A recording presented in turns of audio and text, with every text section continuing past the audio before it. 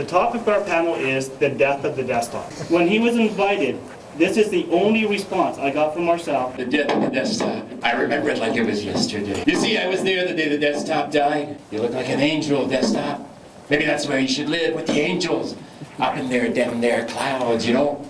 And he'd sneer and it would send a chill out your spine like cold oatmeal. Is he always like this? Yes.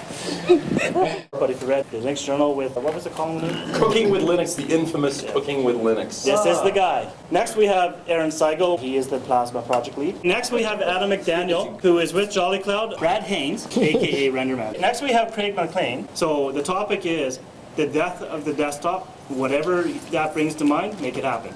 Gustin, shoot. Do you guys all agree on what a desktop is? You have some physical control over the device. I mean, it might not be in the same room as you, but it's within walking distance kind of thing. So whether it's on your desk or, an RDP session to a Citrix box in a data center nearby or something. And also who owns it too. The desktop is the interface itself. Depending upon the hardware you actually want to use it, the size of your actual screen, there is one set desktop for, if you have 15-inch monitor, 11-inch monitor, 3-inch monitor, it's still a desktop UI. Okay, so for me, I'm thinking more in terms of hardware, you're thinking software. The way the industry likes to define desktop is probably closer to what RenderMan was saying, which is we're talking about this is the physical unit on which you interface with whatever resources it is that you need to use. Now, those don't specifically have to be local resources. They could be whatever is sitting on that computer, that box that's sitting under the table, or your notebook, or whatever, or it could be something that you're accessing somewhere else. We in the open source community are a little bit bizarre in the sense that we have multiple desktop interfaces. So all of a sudden now we have the GNOME desktop, and we have the Fluxbox desktop, and we have the KDE desktop, acronyms aside. We start thinking in terms of a number of different desktop environments. So for us, it means a little bit something different. To the average person who owns a computer at home, their desktop is the unit on which they're working. When I think of that title, the death of the desktop, I tend to think not in terms of the death of some kind of user interface, but the death of the desktop system, the computer that has your stuff on it that is local to where you are, so much more in the sense of what you're describing. When the industry says the desktop is changing, are they referring to the transition from that physical machine on a desk to a laptop or a netbook or iPad or whatever? Well, one of my favorite guys to make fun of is Nicholas Carr. I mean, he wrote some fascinating stuff. It's certainly worth considering and thinking about. But he wrote a paper a few years ago called Why IT Doesn't Matter, or something like that. Essentially what he was arguing is that information technology as we're used to having it, in other words, a computer that you sit down and access and so forth,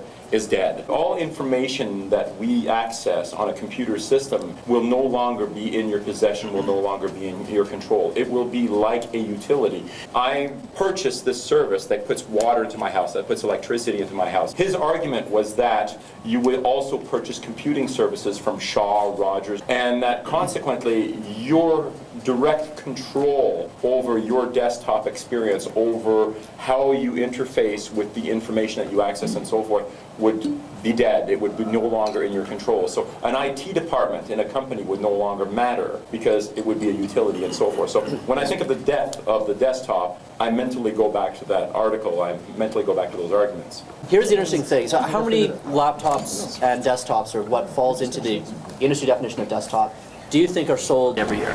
It's 800 million a year. Get out! I'm going to play devil's advocate. In other words, I'm going to argue for industry here. If you're pushing out 800 million units a year, you're not going to want to willingly give up that revenue stream. So you're not going to suddenly say, I think that the whole notion of putting a single device in everyone's house that they just use from here on to eternity and where they don't have to replace it is a good idea. That processing power has to go from somewhere. Users' homes and offices, or will we move to some data center somewhere? You're still going to have 800 million PCs or CPUs or whatever your metric is. It's just going to move from individual desks to like one big ass data center. You're still going to need that processing power where it physically is residing. Processing power would be a lot less if in fact all you're doing is using it like a television receiver.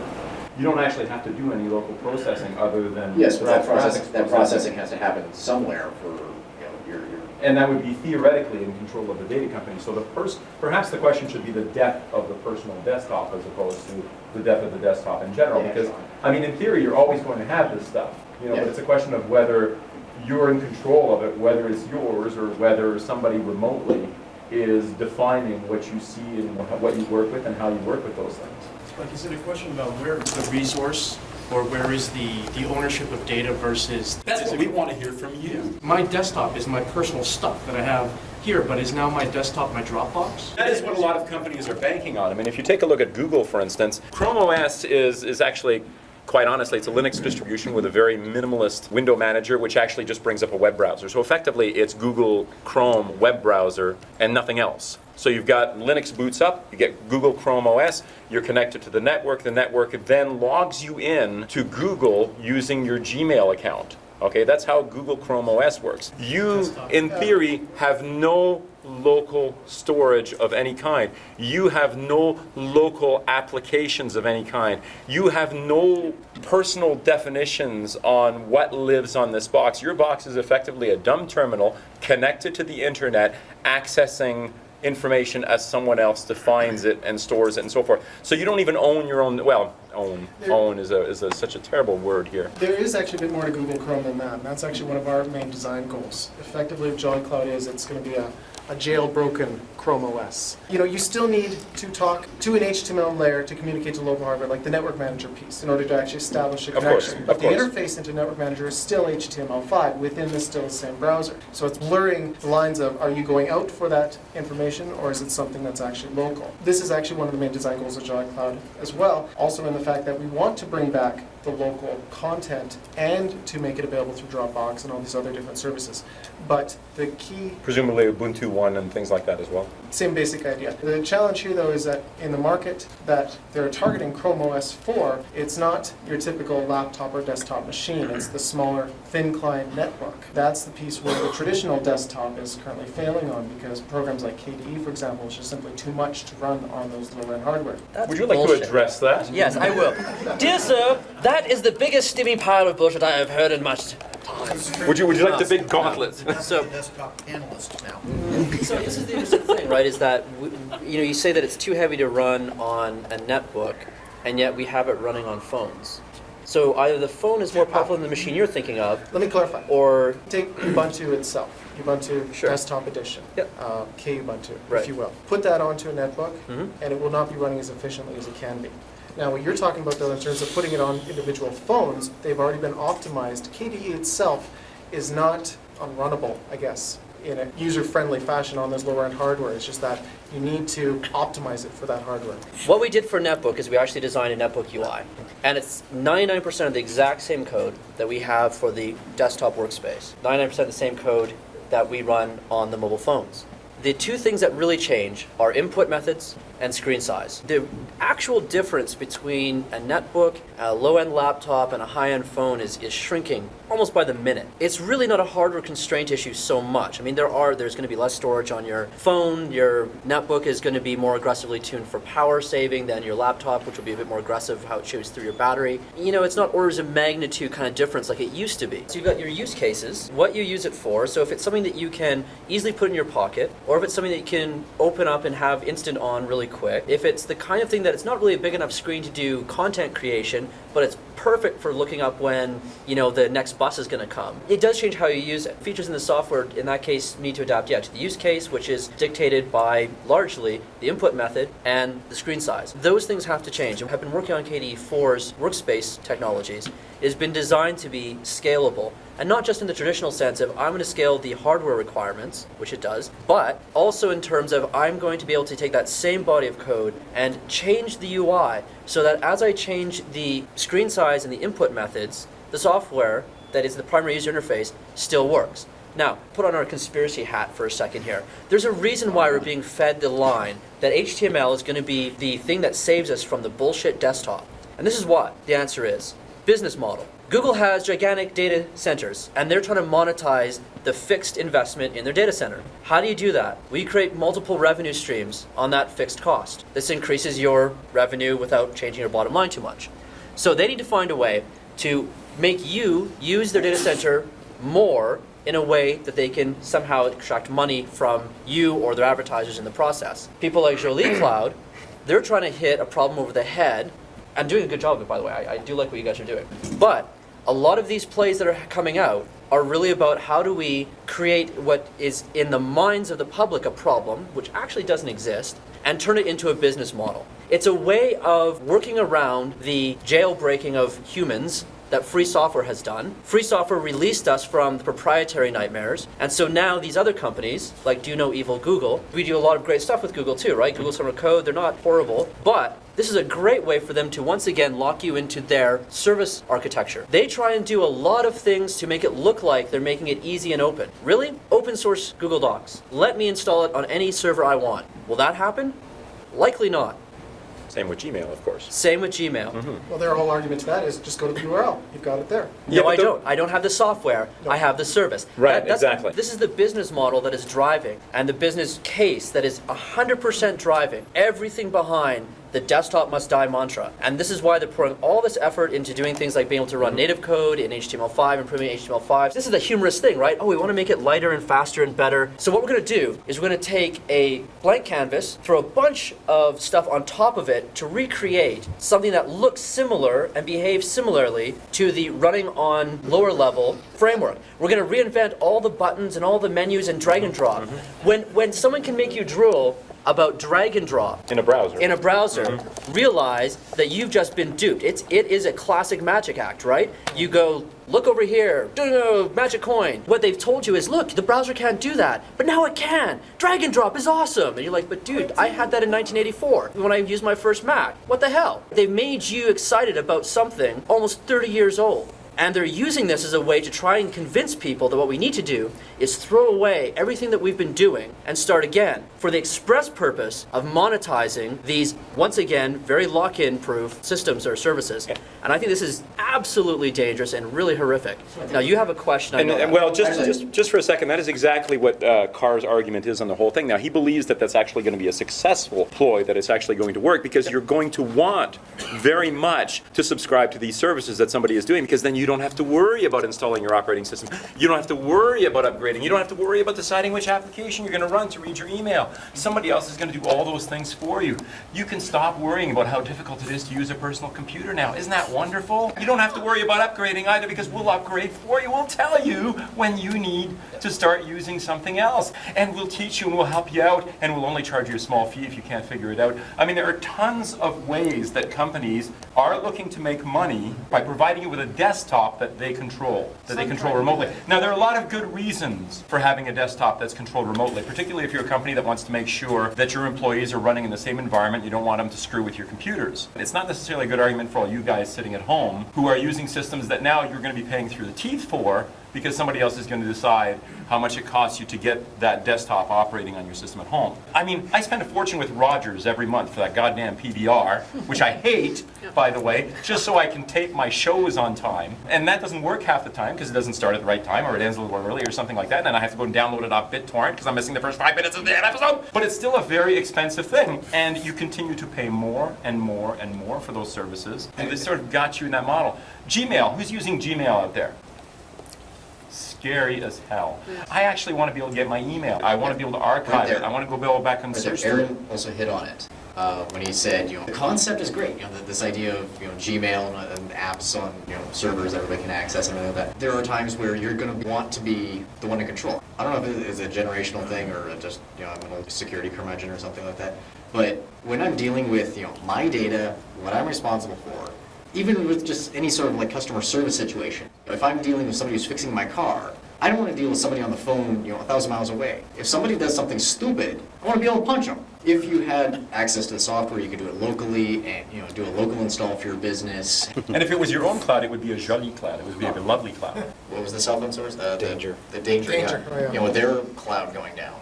To a lesser degree, you look at a Kindle, where they decided to revoke, ironically, 1984. But you've got one company making a bad decision, something going horrible, something purely accident, mistake, suddenly is affecting everybody. And that gets kind of scary because, suddenly if Google's data centers fall over, or any cloud computing company falls over, there's no single point to appeal to. You suddenly have this disassociation from your data. Yeah, it's of value to you. You put work into it, it's what you rely on. You hit it right on the head there. It's got value to you, but the thing is you get what you pay for. You are paying for a free, you're getting a very good free service. Well, not all the services are free. There ain't no such thing as a free lunch. Hold on. Is it costing you anything to use Gmail? No. Yes. No, it's not. Tell me what does it cost you? What is coming out of your pocket to use Gmail? It's not money. So, no, Yeah, cost is not always. hold on, it What is you're asking costing me, is it costing me? Okay, go ahead. It costs costs me business. money. So, point of view. It's Right, costing no, me no, money. fine. I have to No, let's download talk their about ads. business then. No, it's Let's talk about business. Well, Okay, number one, what do Okay. you use to get to your Gmail account? Wireless device, desktop, Right, how much do you pay for that? $50 a month. Okay, there's your cost of usage for you out of your pocket, right? $50. Given that we've been working for a few decades now on this beautiful thing called free software, which also happens to come at no cost if you wish to, it would cost exactly as much to use a non-cloud-based application that provides the same features. Yes? No. Yes. No. Why not? Why? I'm not coming out on the side of the wonderful sponsor Google of this event, because I'm actually I love Google. I am a user.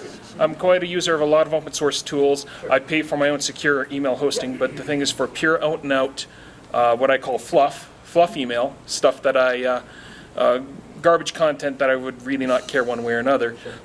It is a ubiquitous service that's available anywhere that I don't have to worry about being down and the like. But the thing is, I do realize there's a cost in privacy.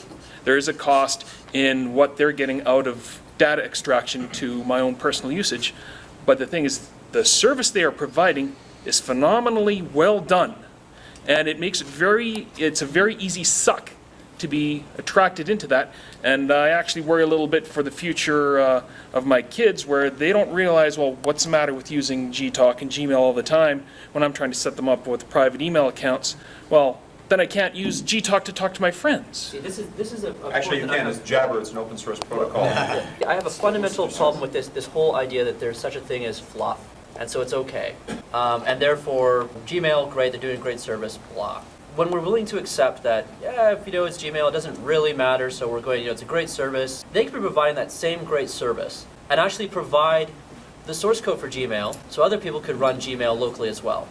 The problem, the problem fundamentally is that for all the benefits you outlined, you're giving up 100% of your ability to actually have some say, kick the some guy in the control, nuts. some interaction with what belongs to you. And it's not just silly things like fluff. Fluff is something in my pocket. Fluff is something I can take out of my pocket and throw in the garbage. No, you can never throw fluff away. Information. Like junk mail, for example. Information is perhaps the one thing that makes us more human than anything else. The fluff email you get says a lot about you. The fluff email you get may not all be fluff. You know how many jokes are in that statement? Oh yeah. So I think that this whole thing of justifying getting screwed because the service is well done is short-sighted. And from a If you're being business, screwed while you're smiling, you're still being screwed. right? And a lot of the things you described, I can Yeah, also more jokes say about my there. local crack dealer. The dude's on time, got good product at cheap rates. It's a good service. Doesn't make it a good thing for me. You have to look at what you're buying, how you're buying it, and what the terms and conditions are. In this case, it's a really bad overall deal. And what's really frustrating is that Google is built on free software. If Linux did not exist for them to exploit, there would be no Google. It's not just them. They're not the only ones, right? Amazon.com. Right, Apple, another good example. For them to turn around and screw humanity by saying, oh no, we're not going to let you have our source code, Okay. right? Have a This, drink. I think, is an amazing slap in the face. Oh, actually, And it's no. extremely dangerous to society. Well, but you just said something interesting Yep. about having their source code. I couldn't give a damn about their source code. It's the databases that count to me. What has been proven time and time again is without an open implementation, open standards fall apart. That is why HTTP held together as a protocol, and HTML is batshit insane. HTML grew up in a world of proprietary competitors following their incentives of differentiation. HTTP grew up in a world where a significant, if not the dominant, implementation was open source. So when AOL tried to fork HTTP and close off the internet towards their user base, Apache wrote them a letter. And they said, open letter to AOL, and said, you can do this, we'll never accept your changes, which means you'll be cutting your users off from about 60% of the internet. Good luck with that. It kept them honest. We see what happens now with Office document formats. Never was there ever an attempt to openly standardize the formats. Now that we have an implementation of an Office suite, and more than one, that's aggressively moving forward with standardization, we're seeing others begrudgingly and not perfectly opening up. Open implementation guarantees open standard. Without open implementation, open standards erode simply due to the business case pressures that come from the need to differentiate. Even if you never use the source code, and you could be right, you individually have not one iota of use for the source code behind Gmail. However, the fact that everyone else, including those who do need it, would have access to the source code for Gmail ensures your rights to your information in the future. One has to stop looking at how we store, share, and access information as a local event caged within the moment it happens. And we have to start thinking about it in terms of societal impact. It's okay if I can afford the latest Windows to get the latest IE and use FEMA's websites of the day. What do I care? I don't give a shit. But I do care about the people who were hit with Katrina, who then couldn't use FEMA's website because they weren't economically advantaged and couldn't afford the latest. And so they actually could not get access to FEMA services. This in turn not only impacted them, which I think is a shame, but it impacts the economics that came out of Katrina. Why? Because we're dealing with HTML, which is a broken standard, broken because it grew up without an open implementation that was at least significant. Even if I have no need for an HTML renderer's source code, personally I don't. You can build the engine that can then take apart that HTML and produce it in a format that other people can use. And without it existing for the people who need it, I would be personally screwed, and so would you. This is something we really need to start taking, this is new for us as a culture. We've never had this relationship with information. Okay, and I'm going to address the data side of it, taking off from this point. Recently, I got real pissed off at the CBC. Now, I love the CBC. I actually do, you know. I think it's a wonderful news service. I happen to really like it. I got seriously pissed off because you couldn't access videos on their website using a Linux system. Why the fuck not? Okay, it's 2010. I am able to produce video content in a format that is streamable to everyone on the freaking planet through YouTube, but I can't view it on CBC because I'm not running Internet Explorer. That really pisses me off to no end. Now, There was a time when you could do that. Yes, there was. This is a recent innovation. Yeah. They hired a bunch of jokers who apparently don't understand open standards and the fact that you can actually make information available through open standards. I'm going to get to the whole data thing in a second here. If that implementation was readily available, okay, here's a source code for this particular video player so that everybody out there could use it, then in theory, everyone would already have access to a means to reproduce the video content regardless of the fact that they weren't using Internet Explorer. And if it wasn't important that I had to close off that piece of code sitting on the other side to produce video content in a format that was accessible only to people running Internet Explorer, we wouldn't have this freaking argument in the first place because the content would be delivered in a format that was accessible to open source software, or for that matter to any browser that adhered to standards that were available today. Thing one. Thing two, the data that you're putting out there is actually important. People sit there and go, oh, I got my pictures on Flickr, oh, I got my email on Gmail or something like that. What happens if those things go away tomorrow? I am scared shitless about the possibility that the information that we're generating today, the books that we're creating, the information that exists out there, the scientific research that we're doing, the lives that we're documenting, all this sort of stuff are just going to go up poof. Why? Because we don't have a format that survives turning off the freaking power switch. And we sit there and we go, oh, there are 1 million copies of this document online. No, there are 1 million freaking websites that point to one copy of the document. And if that one copy goes away, it's gone, it's over, it's finished, it's done, regardless of the fact that we're 1 million websites that are pointing to it. It is important, vitally important, that if the information that you are putting out there is important to you in any way, shape, or form, that you have a local copy. We talk about backups. You know what? Even in the world of the cloud, where we're using somebody's information out there, it is important that you have a copy of that local information. You took those pictures of your grandmother dies 2 years later, you had it on Flickr, Flickr goes under, your pictures are gone. Your memories are gone. Because you decided that it was cool to put that stuff on Flickr. That is fucking scary. That scares the hell out of me. We're relying on a service out there that we hope is actually going to be around more. Now, I actually host people's emails for some of the customers that I work with. I tell every single one of them, download it to your PC. Feel free to use the web interface that allows you to get to your email. You know, to be able to look at the stuff when you're not home, when you're online or something like that. But for God's sakes, download the email to your local PC, make backups, save copies. That information is not fluff. Okay, the picture of grandma looks like fluff sitting on Flickr, but 2 years later when she's gone, you might feel a lot different about it. Sorry. Addendum to that too, is also think about, in the case of Flickr or any of these large sites, or people putting stuff on Facebook, you know, their data center, you know, Godzilla comes along and steps on their data center or whatever. Or it's not just your photos or your, you know, documents, whatever. We're talking like large chunks of, you know, human history. Yes. Too big to fail. Even in, yeah, it's literally too big to fail. Where if you can imagine, you know, a world of all cloud computing where businesses are putting all their business stuff on, you know, the cloud or whatever. Could you imagine just one of those data centers going up along with all the backups, or even just in the time it takes to rebuild so they can get the backups back online? The effect on business. Salesforce.com happened. Yeah. Their data centers a couple of years ago or something like that, 800,000 customers went offline for the period of 24 hours. 800,000 corporate enterprise customers who rely on the service to be able to do business. Poof. There was a thing with Royal Bank a year or so ago, were locked out of their accounts for the better part of a weekend. And just the amount that it ground everything to a halt, because you don't have a fallback position. You're expecting this to always be there. You're not expecting the worst case scenario. And I typically think worst case scenario because, you know, if you think worst case scenario and it doesn't happen, you'll be pleasantly surprised. So, assume You optimist, you. You know, assume that, you know, some jackass in China screws up a routing table somewhere, like just happened recently, and suddenly you can't reach, you know, Google Docs for a week, you know, a weekend. What the hell do you do? That's not even the worst You know, case scenario though.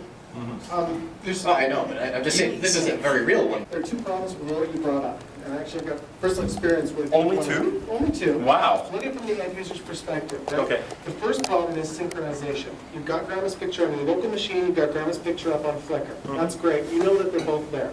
Suddenly you take a bunch of pictures of your pets, you take a picture of your mom, knowing that you need to upload something and or download or update or whatever. It's that synchronization aspect that is very challenging to end users. That's problem number one. Too bad. Anyway, next thing. The second problem is even in the fact that if your local machine fails, which is where I've had this problem, if your local machine fails and Flickr goes down, the information is still lost. So you need to have a third off-site backup as well. I did say that though, didn't I? Also- you take backups, you burn DVDs, yeah. Right, well, okay, I view your desktop and off-site backup as being two separate sources of the information. Again, you've got the synchronization aspect, all these CD-ROMs that you're copying over to save over down at your brother's house or whatever. Other part of that too is also, you know, something like Flickr, you lose your local backup. There's no like mass download. That's right, yeah. Flickr. Picture by Yes. picture by picture by picture by picture by There's picture. no way to systematically, like, it only seems to be like a push in one direction. It goes up to the cloud. You can't pull from the cloud. back. By the way, at no point do I want to suggest that every company out there that is trying to offer cloud-based services is evil or is going to try to screw their users. I honestly, genuinely believe, like there is an open source community out there that cares about providing free software and providing free standards and so forth, that there are companies who want to provide services based on this technology, but also give power to their users to get the information. I don't think that that's mutually exclusive. But I don't think that every big company out there really cares about that. I think most, I hate to say it, but I think most big companies care more about the bottom line than they give a damn about the end users, period. You've got your information on the cloud, on your local machine, on off-site backup. One of our design goals within Jolly Cloud is to try to synchronize the different cloud services themselves. So for example, try to synchronize your Flickr pictures with your Picasso pictures. Issue of risk management, what are the chances that both Flickr and Picasso are both going to go down? What are you willing to put money that they're both sitting in the same data center? Probably are. I wrote a blog some time ago about 4 freedoms I look for in online services. And one of them is the ability to choose a data escrow provider of my choice that the provider is contractually obliged to use. By which I mean that all my data that they have must be backed up in a reasonably aggressive manner. Don't expect me to do it second by second, but at least say daily or weekly or whatever, that a copy is kept. And at any given time, without their consent, I can request my data from my data escrow provider. And then I didn't pay for that. That is a service I would pay for. Actually- Anybody's looking for a business idea. You know who does an excellent job of that today is actually Palm's WebOS, right now. They do an excellent job in that fact. For example, if you take contacts, they will synchronize your your Facebook contacts, your Gmail contacts, your Palm contacts, even your Outlook contacts, so that they're all in the same spot. Make one change at one spot, But I it'll want show up on the other. Gmail. I want to be able to go to Gmail That and go, is exactly here's what- my data escrow provider. It's Yes. some place in Send them Vancouver all my email, all or my Zurich information. or whatever. Or it's even your home, my your own home. private server. This is my own Jolie cloud. Exactly. Or whatever. And that's where it's up. Yeah, no, you. Sorry. Thank you. So you guys have actually started answering my question. Should we just continue? See, I just waited until I was like, okay, we've ruined it for him. Awesome. Now go. So electronics are getting really cheap nowadays. The industry is basically pushing us the idea that we have multiple devices, we do stuff on the phone, so we have this synchronization issue that you are mentioning. I just wanted each panel member to state how many devices they routinely use and how they keep them in sync. I have 3 devices, which I try to keep synchronized. How? Typically it's manually because one of them's an iPhone. And I have a Windows 7 PC, Which is. and then I also have a Linux box. Plus I'm just really paranoid, so I don't wind up using most of these online services. I don't want to know how many devices I use in a day, but typically I've got an iPhone, a couple desktop, laptops. I don't feel the need to keep them all synchronized because I tend to, each one is a specific tool for a specific job. Like, That's true. the laptop I have set up to, so I can surf from the couch or whatever, isn't the one I use for, pen test stuff. I should say that too. I have significantly more systems than that, but I meant the devices that you might use for example, checking your email. For the most part, I just tend to keep it central, that there's one machine that is the center of authority. Yeah, I mean, I'll sync my iPhone to that system, so if I had something on the road to that, but it's just everything kind of goes into one start of authority. I've also found that there's merit frequently in not being able to get to your stuff because I'm thinking about something else. Just keep my life in compartments. The Palm is definitely one thing that I keep a lot of my information on, with the fact that if even the Palm goes down, I can still get it from Gmail, I can still get it from Facebook or whatever. But the thing which I absolutely love about it is the fact that if my friend on Facebook happens to update her phone number, and I don't even know about this, I will get the new phone number in Google Contacts, and I will get the phone number in LinkedIn automatically. Great. I don't need to do anything. Now, if I can get that for email, if I can get that for pictures, if I can get that for whatever other cloud-based services, that would be awesome. My devices, I have a BlackBerry. I have my own web server out on the internet where I host my email. So I actually host my own email. There you go. But I also have a notebook where I download everything to Contact. And so I have local copies of all my emails. I have copies of my emails sitting on my web server, so I can read them with, and I can go back and I can take a look at them with my BlackBerry, even if I don't have my notebook with me. And I also have a 2 terabyte mirrored NAS sitting on under my desktop, which backs up all my different servers out on the internet, including my notebooks. One rsync to bring them in the darkness box. In fact, oddly enough, I use rsync. Yeah. So I have 2 devices that I use for my email and contacts. They both use my email online, and the application that's used for that, I have the source code for. That's the important thing for me. You do hit on a really interesting point, which is the synchronization going away, data ubiquity being such a killer feature of the cloud. I have a question for everyone in the audience. Before I do that, I just want to give my worst scenario. Yeah, okay, bomb drops on Flickr and it dies. Ooh, that's shitty. Here's the worst scenario. Hitler version 2 comes up, right? And we have a government that we cannot only not trust, but which is actively out to get us. It happens on a regular basis. We're humans. We create these things. We have built ourselves an intractable trap from which they can do things that Hitler 1.0 could only imagine. Understanding that 99% of people are going to go, wow, that's, yeah, really important, whatever, nod their head, and then forget about it 2 seconds later. The issue of the killer feature of the cloud. How many people here use Google Docs? Not on a regular basis, but have ever used it. Let's put it that way. Cool. How many of you used it because it was the easiest way to work with someone else on that document? How many of you used it because it was the easiest way to work on something and know you could get back at that document later on? Out somewhere random, or you're working in the office, you want to do it at this, yeah. How many people used it just because they liked how fast it was? It was really performant. It was and it also had all the features, like mail merge was built in. It was fucking awesome. Oh, yeah. None of you. So let's be honest about the killer features and the sucky features of the cloud. The killer features are data ubiquity. I can get to it from anywhere and I can share it with other people. That's awesome. Assuming an internet connection. Sure. The performance important. is shit and will always be shit compared to a local native app. No, because Yes. computers are getting far more powerful than we need. And we're That- no. patching Whoa, whoa, more whoa, and whoa. more Okay, information. okay. Godwin's law, Godwin's Yes. law, you invoke Hitler, you I lose. did, but that is untrue for two reasons.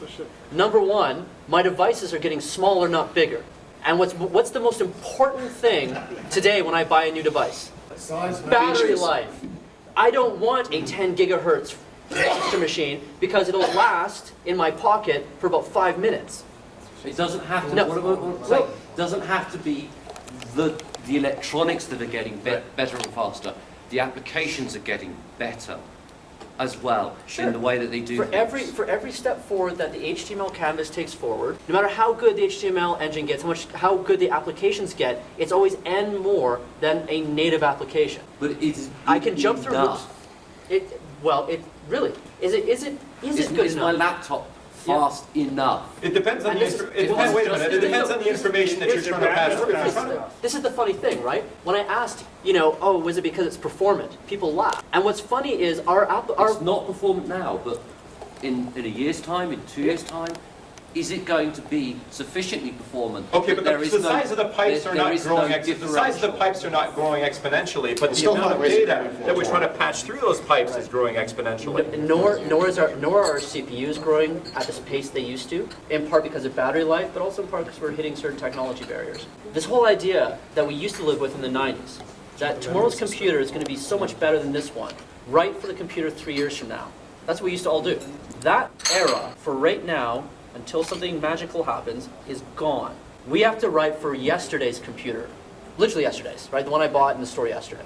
When was the last time we had a significant jump in clock speed? It really hasn't budged much. The CPUs are getting a bit better, but as they get better, we scale them down to make power requirements match. You can make it good enough, but what if I could give you great? Good enough is for 90% of the people.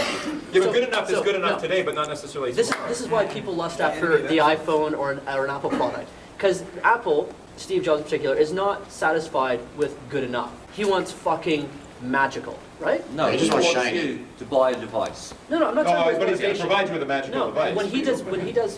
when they do their design, they're after great, not good. If you tell me, oh no, I'd rather have the good than the great, I say, okay, you're an interesting individual. I don't buy that answer for a moment. So if I can give you great instead of good, let's do that.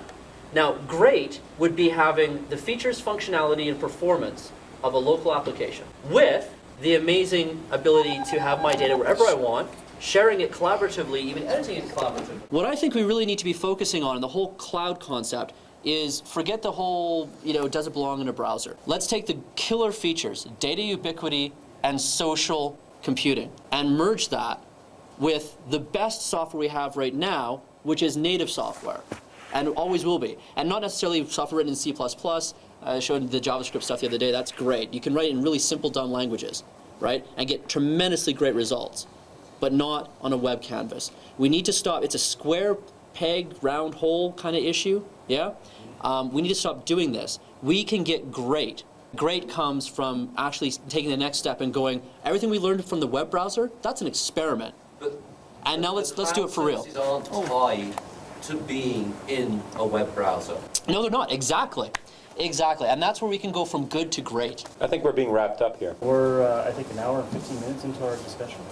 Okay, yeah. And it's probably time for us to... And I'm supposed to have dinner with people, so it's... I gotta pee. Yeah, you too. Do you want to do our closing? Let's go, Pete. We're going to wrap up then. I want to say thank you to the amazing panel. There were some very interesting insights.